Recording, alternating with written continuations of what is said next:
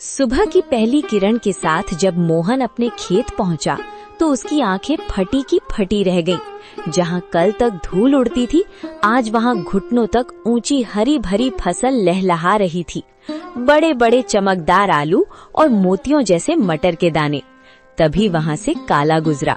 काला हैरानी और चिढ़ के साथ, अरे मोहन, ये क्या तमाशा है? कल शाम तक तो यहाँ मिट्टी उड़ रही थी और आज एक ही रात में इतनी बड़ी फसल। कौन सा गड़ा हुआ खजाना हाथ लग गया है तेरे?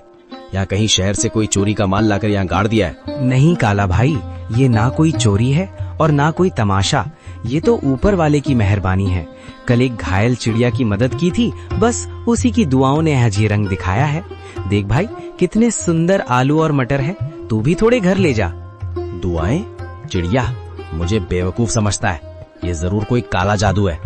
जोर से, मुझे तेरे खैरात की जरूरत नहीं है मोहन।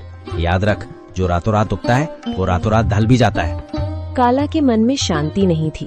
वो जानना चाहता था कि मोहन को ये सब मिला कैसे। वो बिल्ली के कदमों से मोहन के टूटे हुए घर के पीछे पहुंचा और खिड़की से कान लगाकर सुनने लगा।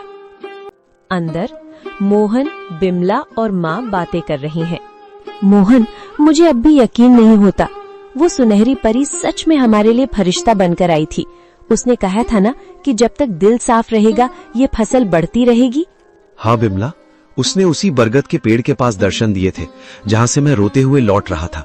वो दिव्य प्रकाश, वो ममता भरी आंखें, मैं कभी नहीं भूल सकता।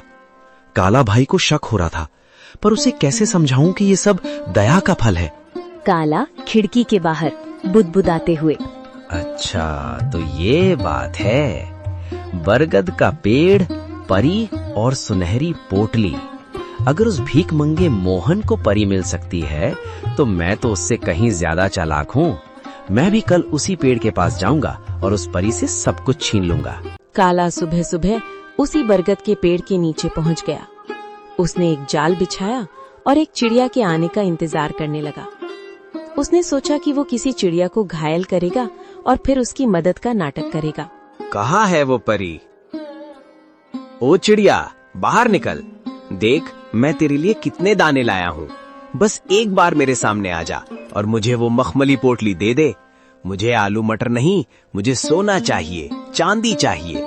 मैं उस मोहन से बड़ा आदमी बनना चाहता हूँ। काला घंटों चिल्लाता रहा। कभी रोने का नाटक करता तो कभी लालच में पेड़ की टहनियां हिलाता, लेकिन वहाँ सन्नाटा छाया रहा। अचानक एक तेज ठंडी हवा चली और एक आकाशवाणी हुई। काला, प्रार्थना हृदय से की जाती है, लालच से नहीं। मोहन ने एक जान बचाने के लिए अपनी कमीज फाड़ी थी और तू एक जान लेने के लिए जाल बिछा रहा है। जा, तुझे कुछ नहीं मिलेगा क्योंकि तेरा मन ईर्ष्या की राख से भरा है। लालच की फसल कभी मीठी नहीं होती। नहीं, ये नाइंसाफी है। उस गरीब को सब कुछ और मुझे कुछ नहीं। अगर मुझे नहीं मिला तो मैं मोहन का भी कुछ नहीं रहने दूंगा। मैं आज रात उसके खेत को शमशान बना दूंगा। मोहन ने पहली फसल घर लाई। बिमला ने जब आलू और मटर की सब्जी बनाई तो उसकी खुशबू पूरे गांव में फैल गई। बीमार माँ ने जैसे ही एक निवाला खाया, उनके चेहरे पर रौनक आ गई। पिताजी, ये आलू तो बहुत मीठे हैं। क्या ये सचमुच हमारे खेत के हैं? अब मुझे स्कूल जाने के लिए नया बस्ता मिलेगा ना? हाँ मेरे बच्चे, अब हम कभी भूखे नहीं सोएंगे। बिमला देखो, भगवान ने सुन ली। आज माँ की आंखों में चमक देखी? ये उन जादुई बीजों का ही प्रताप है। बिमला आंखों में आंसू भरकर, मैं तो डर गई थी मोहन। मुझे लगा था कि गरीबी हमारी पहचान बन गई है, लेकिन आज पहली बार लग रहा है कि हमारे घर में भी लक्ष्मी ने कदम रखा है। पर मुझे उस काला से डर लगता है। उसकी नजरें हमारे खेत पर जमी हैं।